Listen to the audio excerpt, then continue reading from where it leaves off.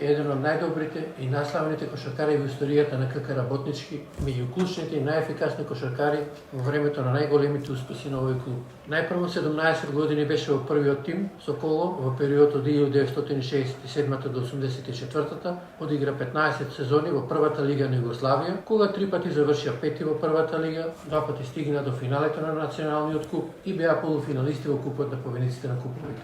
Подоцна, повторно, тогаш кратко, Радосаљевиќ играше за Работнички. Успешната сениорска кариера вкупно му траеше повеќе од 20 години. Беше капитен на младата репрезентација на Југославија, во која покрај него тогаш беа уште други две славни имиња од Работнички. Бекот Благој Георгиевски Буштур и селекторот Лазар Лечич. Во таа 1970 година го освоија златниот медал на Балканското првенство во Риека, а на Европското првенство во Атина завршија четврти. По кариерата во 90-тите години беше ангажиран во Кошаркарската федерација на Македонија, каде едно време беше одговорен за репрезентацијата на Македонија. Беше главен организатор на големиот спектакл по повод 80-тиот роденден на славниот Лазар Лечик, на кој присуствуваа најпознатите кошаркарски имиња во историјата на југословенската кошарка.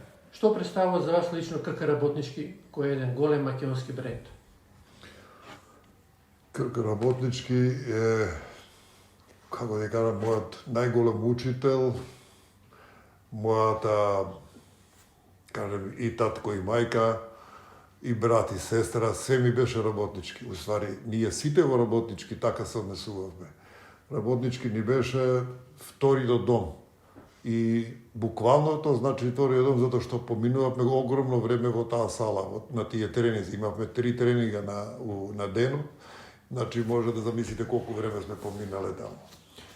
Затоа Работнички го сакам од срце и у срце ми е, а другото е све менливо. Кои играчки и човечки квалитети ја красеа вашата генерација? Па, ја вака би ја поставил работа. Може малце ќе биде сентиментално, меѓутоа треба да, за мене барем, у тоа време, значи кошарката тек зимаше замав, значи тек почне да се развива. Овие младите сигурно не се сеќават, меѓутоа најразвиена кошарка у тоа време беше у Русија, у Бугарија, у Поljска, у Чешка, па тек онда беа овие европски земји. И ние бевме тука, да кажеме, у тој врвот. Значи, почна тога да се развива права кошарка. 70-та година дојде која светско првенство, кај што освоивме златен медал. Тога се појавија веќе Италија, се појавија Германија, Франција, Шпанија. Од тогаш веќе почне друга кошарка. У моето време, кога играв ја кошарка, и денешното време има една разлика. Може би у играчкиот дел нема кошарка, кошарка се дава 2 коша, у моје време се даваше 2, сега има и 2 и 3 коша, меѓутоа за мене има една разлика, а тоа е у тоа време ние игравме со љубов и со срце. Игравме за свој клуб, игравме за своја фамилија, односно наши сите играчи, за своја држава и за својот дрес. Денешни кошаркари, а не само кошаркари, него воопшто спортисти, денеска играат по главном за пари. И тука е за мене една голема разлика. Ми е криво што Работнички, односно спортот, зима една друга димензија, таа глобализација што се појави и што почнавме сега да увезуваме и готови играчи. Значи, у нашето време се правеа играчи. Видите, еден играч да се направи у кошарка треба барем 10 години. Значи, да се направи еден прав играч, би требало 10 години. Сега да не кажам од колку играчи може да се направи еден играч. Значи, голема бројка играчи, за да дојде еден играч да се појави.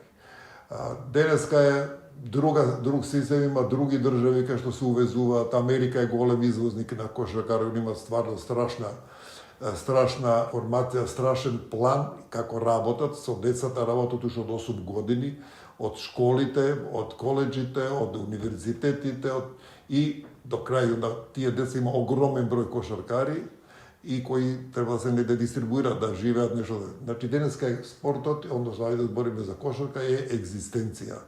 Значи, тие сакаат да екзистира тоа. Заработи 1 милион, 2 милиона, 5 милиона, кој колку вреди, и на базата они функционираат.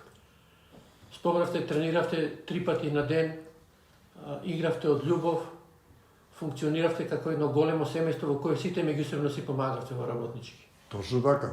Значи, ние имавме стварно 3 тренинга. Имавме прв тренинг, имам 7 сат са бале. Вториот тренинг ни беше, тоа беше као футинг тренинг, истрчавање, значи да се размрдаме као. Вториот тренинг беше у 10 сат и тој беше добар, јак тренинг, у 10 сат беше 2 сата и после третиот тренинг у 8 навечер, кај што се правеше тактика, кај што се играше тренинг утакмици и тоа, значи беа 3 тренинга. Плюс состаноци што имавме у клубот да се договараме како ќе правиме, што ќе правиме. Дали на некој начин бевте посредни кога играте над превари, пошто тие беа полесни отколку тренизите? Па за мене да. Ја повише сакам да играм 3 над превари него еден тренинг да имам. Тоа беа тренизите беа стварно за нас убитачи. Мислам, погледнете, беа убитачи затоа што у почетокот, додека не се наигнеш. Имам една, да ви кажам, приказка, не приказка, него тоа е висина, значи кога почнавме само негде септември да почнеме да тренираме и доаѓаме на тренизи, пошто ние ги правиме доста се јаки тренизите, Лазо ни беше тренер и идеме, треба да идеме на контрола лекарска. Значи дојде спортски доктор да се појави тогаш прв спортски доктор у Македонија и отидовме кај него и на сите ни најде шум на срце. Вика, сите сте вие за не сте способни за спорт. Ете, толку беше тоа, мислам, колку и они не знаеме, колку не може да идат зашто се тоа дешава. Он не праша зашто се деси тоа, него вика, имате шум на срце да ви чука забрзано. А почнавме тренизи сега, викам, како може да нема, мора да тоа е нормална реакција. И другите доктори кои беа постари малце колегите, ни вика, не се секирате, играте си слободно. Трениравте и во Кочан ладна сала? Па тогаш беа тие услови. Значи, ја викам, значи, да тренираш у таква сала и да играш, значи, стварно треба да го сакаш тој спорт и тој клуб. Тоа беше не ладна сала, имав еден струмичан, наш ПЦВ, он викаше, куќа да влезев дека ќе псо Иса, вика, така викаше, така ние у таа сала игравме. Салата во градскиот парк беше преполна? Да, после 70-та година добивме салата у градски парк и таму почнавме да играме, но и таму немаше решено тоа греење, имаме со некои тајфуни, може да мислите, тие тајфуни работеа на керозин и оној керозиното, едни огромни цевки издувава врел воздух да ја греа салата и тоа дуваше долека нас на паркет. И ние утрчањата сите го дишавме тоа. Салата собираше номинално 1200 седишта, но имаше и по 3000 отприлика публика. Јас знам затоа што го водев кога тогаш бев у туризам и преку мене се организирав, значи иде до 168 имаше седишта, званични седишта. Меѓутоа у салата беа стално преку 3000 публика и дури таа трибина една што имаше, уствари тоа не беше трибина, него на стрешница беше една, и на таа се качува и таа неколку пати беше у моментот на пукање. А надвор беа уште толку народ. Остварите вистински подвиг од 68 до 78 година, кој главно работнички беше или во горниот дел на табелата, или во средината на првата лига, а во тој период Југославија освои десетина медали на најголемите надпреварувања. Па работнички, благодарејќи на Лазо, кој беше многу голем љубител на кошарка, сакаше многу кошарка, веројатно затоа што е кус, па не можеше друго ништо, него да кошарка беше. Имаше голема желба да направи кошарка и стварно направивме ние кошарка. Да ви кажам само, ние у тоа време први почнавме да играме тоа тотален пресинг. Постоеше пресинг, постоеше зона пресинг, ние игравме тотален пресинг. И тоа има неколку такмици у Југославија, значи не само у Скопје, него и надвор игравме, со тој тотален пресинг ние ги збунувавме, нив им ги крадевме утакмиците и ги победувавме на нивни терен. Значи тоа тогаш уште никој не играше тоа. Првите тоа го почнавме као тој тотален пресинг и многу тренираме. Мислам, мора да дае резултат, толку работа, неколку резултат мора да дае. Остварихте 3 трети места во 72-та, 74-та и 75-та година, во која последна сезона, 74-та, 75-та, да не беше казната од земање на бот од Кошаркарскиот сојуз на Југославија, работнички ќе завршише четврти. Па видите, ние у тоа време бевме некој хит у Југославија и сите се плашеа од работнички. Значи, више беше мисловна именка да се дојде у Скопје и да се победи. Значи, кажуева и самите екипи, кој ќе победи у Скопје од овие ривалите, главни претенденти на прво место, вика тој има шанса да биде првак. Ние имавме јака екипа, водевме, тогаш игравме у Сплит и таму се разболевме, па ја мислам само 20 играчи дека беа здрави или тројца. Не се сеќам тачно, али мисли че 20-тројца играчи беа здрави, другото све беше болно, значи имавме грип. И на враќање од Сплит требавме да идеме у Чачак и ние им јавуваме на Кошаркашки сојуз Југославија тогаш. Кажуваме дека не можеме да дојдеме, немаме екипа, дека останавме само со 20-тројца играчи и мораме да идеме у Скопје да се лечиме, да се направиме. Како го разбра они тоа, како сме го ние напишале, пошто не знаме тоа што е направено, после тоа се деси да не казнато ни со еден бод, и ради тоа еден бод ние уствари останавме на таа 5-та позиција, а требаше да бидеме 4-ти. Во споменатата сезона 74-75 Работнички ги победи сите 4 екипи што се од Белград и дома и на гости, а Црвена звезда триумфираше и во првенството и во купот. Како се случи да Работнички заигра во купот на победниците на куповите? Звезда тогаш беше победник и на првенството и у купото Југославија и онда не можеше да иде и на европски куп, мораше едно да го остави. И онда они се договоривме со Звезда да тоа ни го дадат нас, тоа местото да ни го упре нас, пошто бевме као 4-ти, ни го дадоа нас и ние играме. Меѓутоа у Европа не схватија као озбилни дека видите тогаш Работнички, кој го знаеше Работнички, уште тек се ние подигавме, тек се правиме, почнавме да правиме име. Дојдовме у Италија, у Софија, Грција и победувавме и таму. Значи они се чудна и овие како забнале ќе бидат и прваци, уште вика дојдоа као она како се вика тоа. Аутсайдери. Не као аутсайдери, него као на грин карта што се вика, дојдовме да ни понудија, еве ви влезете, овие ќе вика станат прваци. И сега, видите, фактот е дека бевме таму Италија тровани, у Бугарија се надеваме дека ќе го направат тоа, па се припремивме, ги ескивиравме. Значи не идевме на тој ручек што они ни го обезбедија, него ние си идевме по свое, али у Италија не очекувавме тако нешто и таму добивме стварно.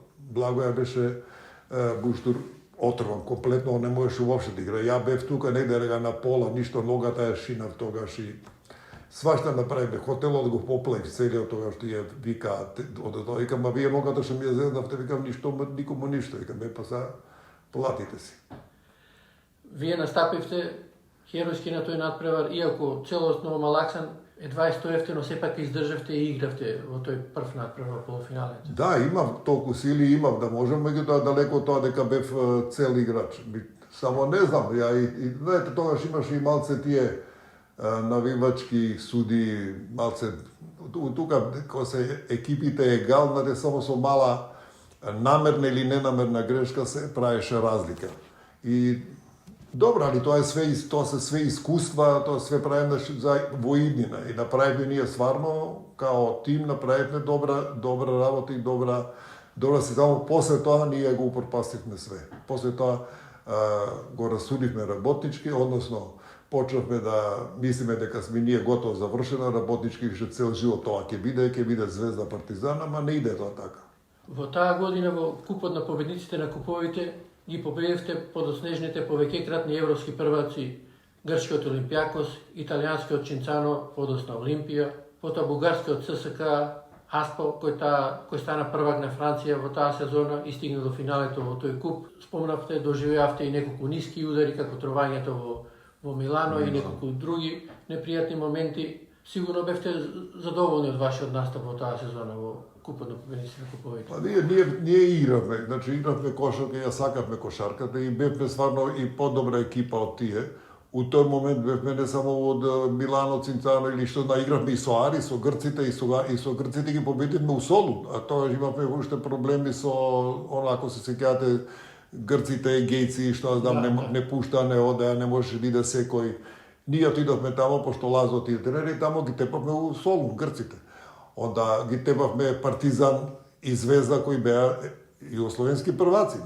Југославија беше светски и олимписки првак, може да мислите у тие периоди, од 70-та до 80-та година.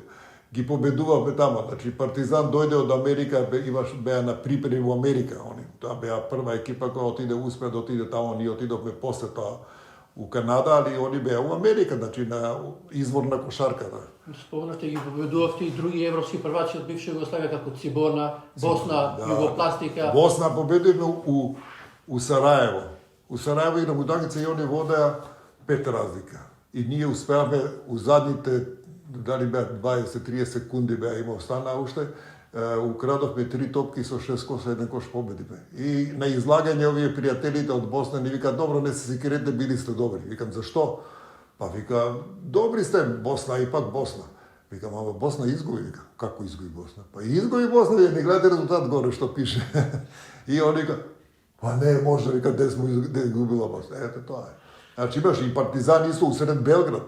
Значи работнички се носеше со, да кажеме, најдобрите тимови во Европа. Победувавте и други идни учесници во Евролигата, како например Задар, Будучност и други, но работнички, иако успешен во независна Македонија и солиден во Европа, сепак не ги достигна височините на овие други споменати клубови. Па не, ние само имавме најголем проблем, имавме со Југопластика. Таа ја победиме Југопластика, ми се чини само еднаш у својата кариера која игра, колку што игравме, само еднаш ка победиме Југопластика, че Југопластика стално не победуваше и у Скопје и тамо не можеме со нив никако. Со Цибона искачавме некако на крај, имавме такмици, имавме тука ги тепавме у Скопје, која Буштурија закуца топката со глава, ако се сеќавате. Имаме многу убави спомени, ама ние самите си го пропасивме, после клубот го бутнавме на многу ниски стале, почна да испаѓа од лига и се разводни таа приказка за работнички. На турнеите на работнички во Германија и Северна Америка одигравте 20 надпревари и сите ги победивте. Да, отидовме у Канада, од Ванкувер до Сент Џонс доле у Канада, значи цела да помиравме Канада, секој ден летавме, више не знаевме кај сме, дали сме у воздух или на земја. Сите така, ама тогаш немаше Канада таква коша кој што има денеска. Значи тоа беа други тамо, више углавном коледж тимови беа. И ги победивме сите, да. И Германија, и у Шведска бевме, и тука ги игравме една утакмица. Како се надополнувавте во тандем со изваредниот Владимир Боцевски? Па ние бевме, Владимир Боцевски играше неколку зависно од противникот, играше и центар и крило, во главном беше крило. Кој ние го викаме тоа крилни центар. А јас више играв као центар и пост. Значи идев горе на пеналот. Тука идев и се надополнуваме, одлично игра. Кој ќе играме ние двајцата у тандем добро, работнички победуваше 100%. Кои тренери ги сметавте за најдобри во Југославија? За мене се тоа, значи за мене се 3 тренера најдобри, значи Аца Николич, Ранко Жировица и Лазар Лечич. Зашто? Заради тоа што сите тие 3 тренера правеа играчи. Не дека нешто повише знае од овие денешните тренери, али овие денешни тренери главном менаџираат со готови играчи, не прават играчи. Они не ги интересира правење, него ги интересира колку ќе земат пари и колку ќе победи негова екипа. Во јавноста се зборува со децени дека на полувреме од врвен меѓународен надпревар на КК Работнички имало бричење на мустаки. Имало причање, ама знаете како? Има една убава српска поговорка за добрим конјем прашина се диже. Нема везе, ако зборат, главно да се збори. Уопшто не е битно кој збори, што се збори. Дали лошо или добро, важно се збори. Значи дека тој човек или таа личност вреди. Нема врсина во тоа ништо, али тоа беше тој Джаровски, ако го знаете. Он беше наш пријател и мој пријател исто, кој што и работеше со мене у Центар Турист.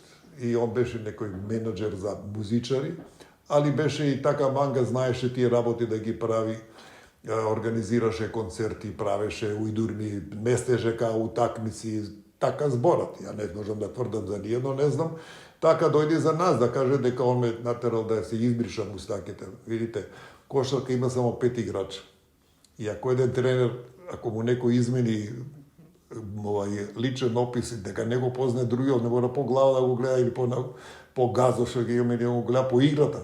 Значи ти не можеш и да смениш, да му смениш и глава на тој играч, значи он го гледа како игра, знае, значи нема можности да се направи. У фудбал тоа не може да се направи, а камо ли по кошар. Али добро, приказката си помина. Имавте изворена кариера, но сепак на центарските позиции во Југославија беше мощна и силна конкуренција. Центрите од Југославија беа најдобри во светот. Дали ја репрезентацијата ви остана неостварена желба? Не, ја бев прв кандидат за репрезентација, меѓутоа се десија некои работи кои не беа у мој домен и останав. Тако ли не ми е тоа криво. Ја бев у 4 центра у Југославија и бев 14 таму играч, 13 и 14. Ја ми реков, не ми интересира да бидам тока, ако може да бидам напред, добро, ако не, нека иде другаде. И по клjuč моравме ние еден да имаме од работнички, пошто бевме стварно добра екипа. По тој клjuč што имаше тогаш таа Југославија и моравме и отиде или ја или Буштор еден отиде и си отиде Буштор. Дали сте гледале последниве години во сала некој натпревар на работнички? Овдека да, сум гледал, сум доваѓал и бев поканет неколку пута да присуствувам.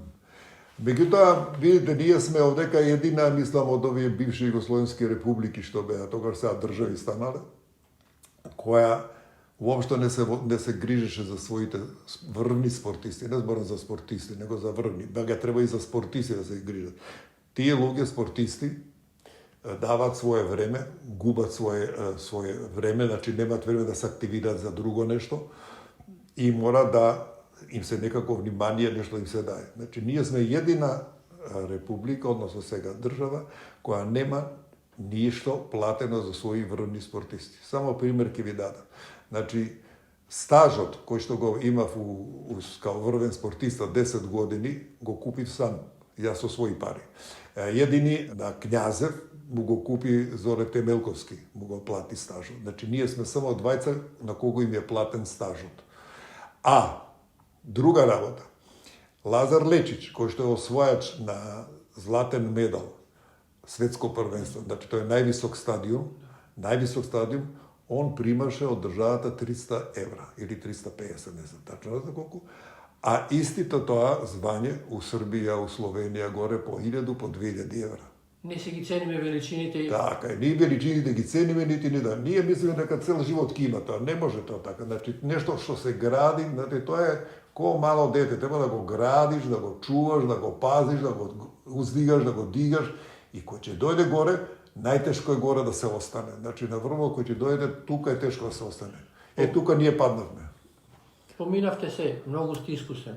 На кој начин сметате дека би било изводливо македонската кошарка, КК работнички, па и македонскиот спорт да се вратат на старите патики на успехот? Јас би сакал тоа да се оствари.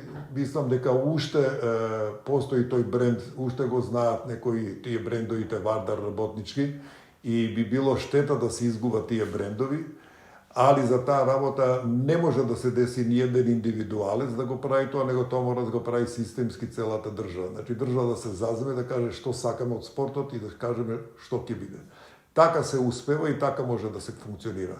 И на база на тоа да се надгради како да се работи.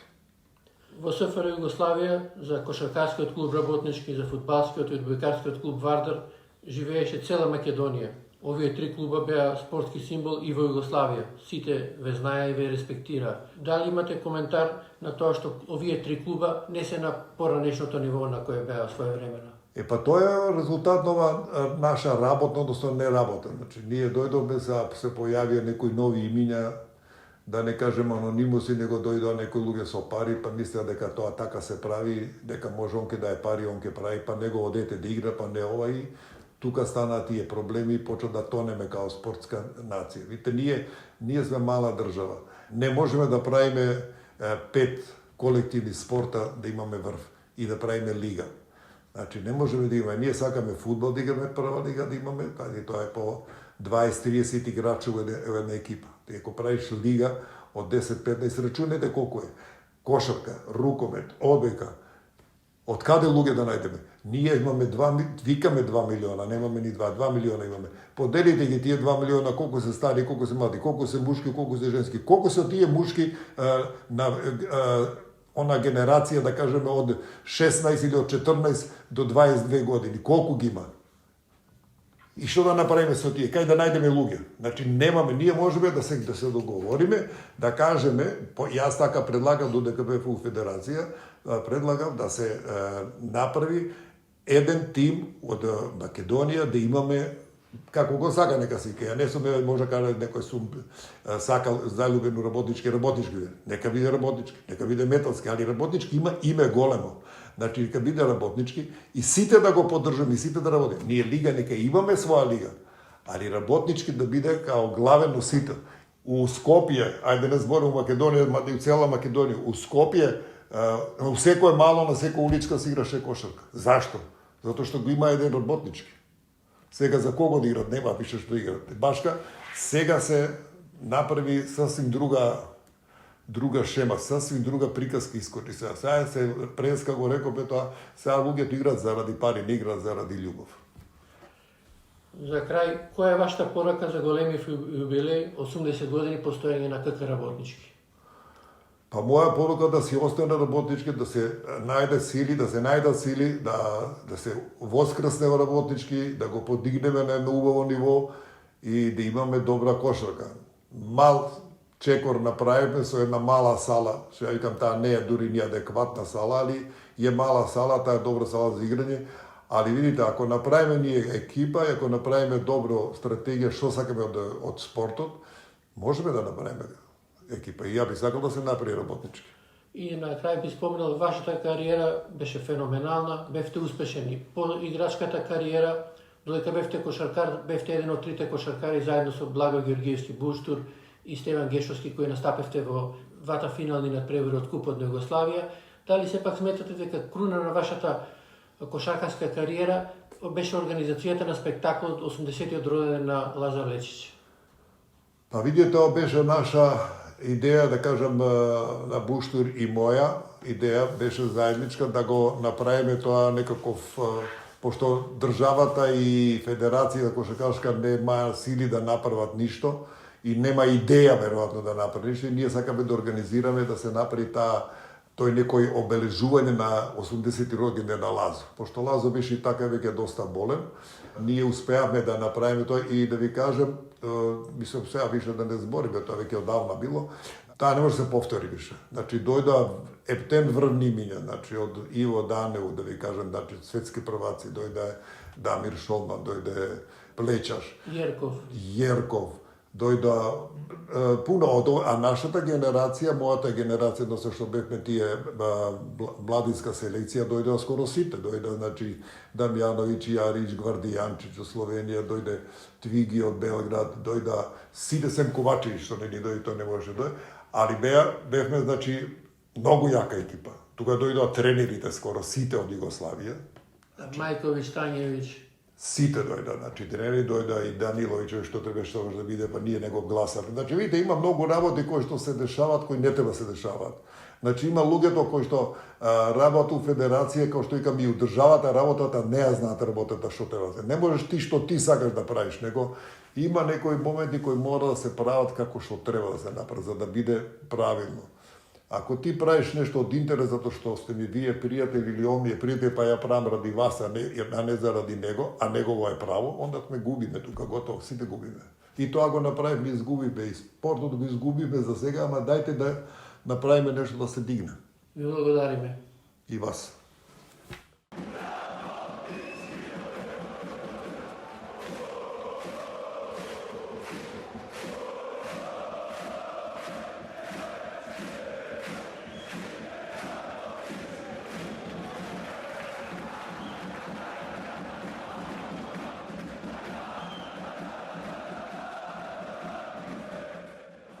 Многу труд за да го докаже тоа. Јас мислам дека направивме договор со клубот да биде малку подугачок, за да и клубот излезе во пресред со него, за да му